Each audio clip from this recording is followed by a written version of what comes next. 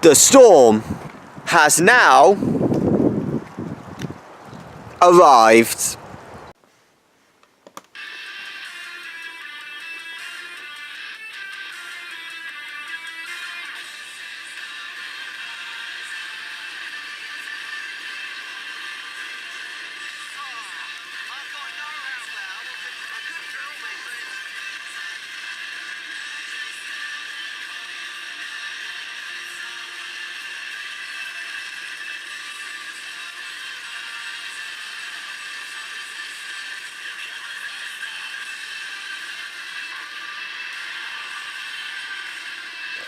Hey guys, it's StormBoy13. We are now on episode 5 of season 2 weather vlogging. I've noticed the last few days on my channel, if not the last few weeks, my subscribers have fallen. So close to getting that big number, and then I've dropped a few. So hopefully this video might try and potentially get the subscribers back up to its normal count. What I'm doing today is I'm actually going to do something, it was planned anyway, about global weather, but what I'm now decided to do is that, ironically, for those who are living in, for those who know who are living in the UK, we have got Weather World. There's Weather World on BBC News. It was out yesterday. It's recorded. So what I'm going to do is I'll show you what things have been happening from extreme events which has happened recently across parts of the world, and I'll do a weather forecast on each of the locations. So, you know what? Let's do it then. Okay, so I'm about to go show you of Weather World. This is on BBC News, in case you're wondering. I've recorded it. So today what I'm going to do, well, I won't show you all of it because it's a long one. It's over half an hour long. I don't want to do that on my video. But what I'll do is I'll film some of the parts, and then I'll go through the weather, what it will be like over the next few days, and what has been like just then. And when the weather gets rough, the landings get tough. This plane struggles to maintain a steady approach to Manchester Airport in February, in the UK's fourth named storm of the season. Winds of up to 100 miles an hour hit the UK as Storm Doris blows in. I can tell you, as you see the foam hitting me from the sea, that it definitely has materialised. The gusts here are so powerful, I can't even face in the direction that the wind is coming from. As reporters tried to remain upright, some trees failed. A lucky escape here for a driving instructor. But the storm did claim the life of a woman hit by falling debris. And it wasn't just the wind doing the damage. There was heavy snow too here in Scotland. Storm Doris was an area of low pressure that underwent explosive cyclogenesis, deepening very rapidly, so strengthening very quickly. Storms like this have become known as weather bombs. This was another. A major snowstorm hits the northeast USA in March, bringing to an abrupt end what had been a mild start to the year. And for the first time in 33 years in New York, March was colder than February. In Italy, a mountain hotel buried by an avalanche. 29 people are killed, but amazingly some survived, rescued more than 2 days later. Oh my God. Tornado season in the USA peaks in spring, but this is February in Louisiana. Oh, Jesus, thank you, Lord. And New Orleans is hit with its strongest tornado on record. But worse came even earlier.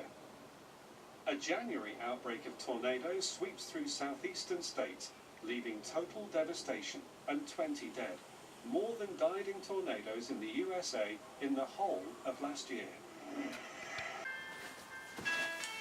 Okay, now as you just saw from the last few clips, didn't show all of them, but there were some certain places, you know, some of the consequences. The UK was Storm Doris. Blackpool was one of these one of the places badly affected by the catastrophic weather conditions. Then we had New York, which had the blizzard of March, and then there was Italy, where they had a massive avalanche, yeah, that's it, which buried quite a lot of people, and sadly a few died and stuff. So what will weather be like there for the next few days? And then we got New Orleans, where had this, when New Orleans suffered an unusually early tornado outbreak, as you just saw. They even had it in January. So let's start with Blackpool. I'm going to do Blackpool for this one. So if you're going to go to Blackpool, I know it's a little bit late, but if you're going to go to Blackpool over the latter part of the Easter weekend, like Easter Day, Easter Monday, if you saw that video on time, the weather is, well, for Easter Day, we know that we are going to be seeing a bit of a wet start into the morning time. Nothing too windy, I would say. The wind's about moderate at the very worst. But it's likely, because it's further west of the country, like we'll be getting the rain most of the day on Easter Day. Because Blackpool's further west, the rain's going eastwards. You should have a dry afternoon, but maybe even a few sunny spells. But it's not going to be terribly warm. You might just reach 10. And if you're going there for Easter Monday, the weather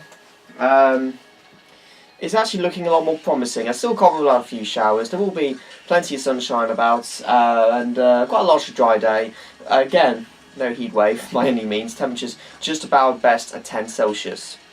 We're going to do the New York weather forecast. It's not a huge amount of days, only about 2 or 3 days. Again, it's just the last part of Easter weekend. Because this is earlier, I might be able to do today. But what it would have been like today for New York if you were going there Easter Saturday, generally a lot of cloud. I think there might have been some sunny spells possibly breaking out from time to time. Generally quite cloudy and temperatures about 15 degrees Celsius. But Easter Day, well, talking about cool Easter here in the UK, it's going to be a pretty roasting Easter in New York.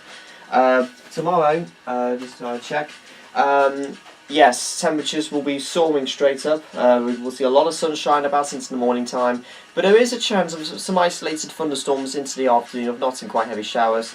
But temperatures will be much higher than what you usually expect in the middle of April. A high of 27 degrees Celsius. That's even into 80 degrees Fahrenheit for Easter. What a nice Easter that would be. Don't eat too many chocolate, especially in this heat. And for Easter Monday, not quite as hot, but still pleasantly warm. Might be a cloudy start in the morning time, but we should see some bright and some warm sunny spells breaking out into the afternoon across parts of New York. And again, temperatures, as I said, not quite as hot, but still warm, 21 Celsius. Alright, now the zoom is a little bit closer. Now let's go to Rome in Italy. This wasn't the exact place where the avalanche hit a couple of months ago. I think it was a place called, I can't pronounce it, Cunimio, somewhere in Italy, near the Alps. But this is the closest, so we'll go Rome.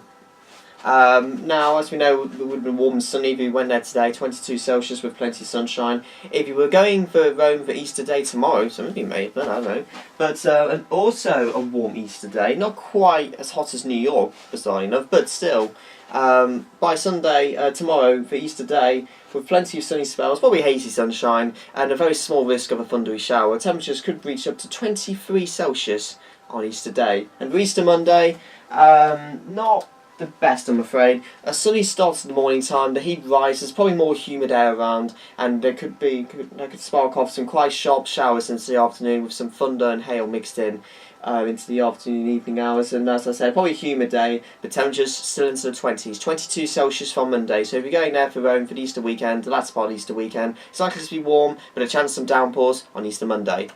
Finally, for this stage, as you know, back in January or February, New Orleans got hit by a severe tornado, and as we heard just on the news, 20 people died than there were last year during the whole of American all of 2016. So that's quite a shock to the system. So for New Orleans, for the Easter weekend, hopefully this optimism is not quite going to be any tornadoes. And in fact, today, if you were going to New Orleans today, again, sunny start into the morning time. The clouds will bubble up into the afternoon when the heat rises. So the temperature's doing pretty well, 26 Celsius on Easter Saturday.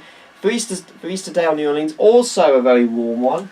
Close to New York's temperatures, 26, maybe 27 degrees Celsius for Easter Day tomorrow. It will be a dry start, but there could be a risk of some isolated thunderstorms into the afternoon with some heavy showers mixed in. But as I said, temperatures doing quite well for the time of the year, 25, 26 degrees Celsius, so it will feel very warm outside. And for Easter Monday, pretty similar actually. Again, a dry start in the morning time, but there's a risk of some showers, possibly some thunder and lightning into the afternoon. So an unsettled day possibly, but it's again still on the warm side with a maximum of 25 Celsius in New Orleans. And again, as this hotel collapses into a flooded river. Dozens of people have died in Peru since the start of the year. But here's another lucky escape. As a mudslide churns up the debris of what was once someone's home, a woman emerges. Slowly, she's able to find her feet and step to safety. The rains have been blamed on unusually warm seawater off the coast of Peru, but not just Peru has suffered. Disaster in Colombia. Torrential rain sends a mudslide into the town of Mocoa, submerging homes, businesses and people.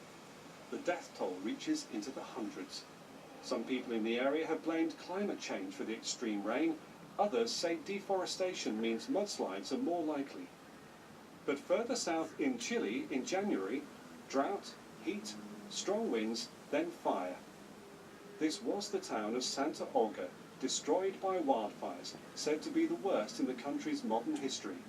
Thousands of homes are burnt to the ground. Okay, I couldn't find the Peru nor the Colombia web forecast on it, but got one for Santiago, Chile, which you know, if you just saw, has had a very dry start to the year. There's been loads of drought, strong winds, which triggered forest fires, and this just caused to be a huge disaster. So if you're going to Santiago, Chile over the Easter weekend, well, as we know, Saturday would have been dry and fine, with some plenty of warm sunny spells, with a maximum of 23 Celsius. If you were going there for Easter Sunday tomorrow, the weather is generally pretty fine and dry, probably quite cloudy on Sunday, and the temperatures still quite warm, highs of around 23 degrees Celsius. For Easter Monday though, the clouds should burn away, and we should see more wave sunshine of us from the course of the day, and temperatures pleasantly warm, 21 degrees Celsius for Chile. Summer fires break out in Australia too, nearly 100 at one stage in February in New South Wales, as record high temperatures produce catastrophic fire danger. In March, the weather takes a dramatic turn as Cyclone Debbie hits first Queensland, then New South Wales. Floods follow, and after its hottest summer, Sydney has its wettest March in 20 years. Now, okay, now as you just saw in this video, Australia has had its hottest summer, but then by the time we got to around March, Cyclone Debbie affected, as you just saw in this video, forest fires around January and February. 5,000 homes were burned to the ground. Then in March we had Cyclone Debbie affecting parts of Queensland, which has then caused some massive flooding across parts of Sydney. So last month has not been easy for Australia. In fact, it's been a bad start to the world for quite a few areas across the world. So what's the weather holding up for Sydney over the Easter weekend? Well, as we know, it's autumn there, but the weather in Sydney, well, as we know, for Easter Day tomorrow, temperatures, we might see a bit of a misty, foggy start this morning as it's quite near the coast. But then as we go on throughout the day, we'll see good spells of sunshine much throughout the day, and we'll feel quite warm as well. We might see a bit of cloud later on, certainly by the evening time. But temperatures doing quite well, 25 degrees Celsius, feeling very nice indeed. And if you're there on Easter Monday, well, good news. It should be a cracking day with lots of sunshine throughout the morning time. A little bit more cloud into the afternoon. But temperatures, again, not doing too bad, 22 to 23 degrees Celsius in Sydney.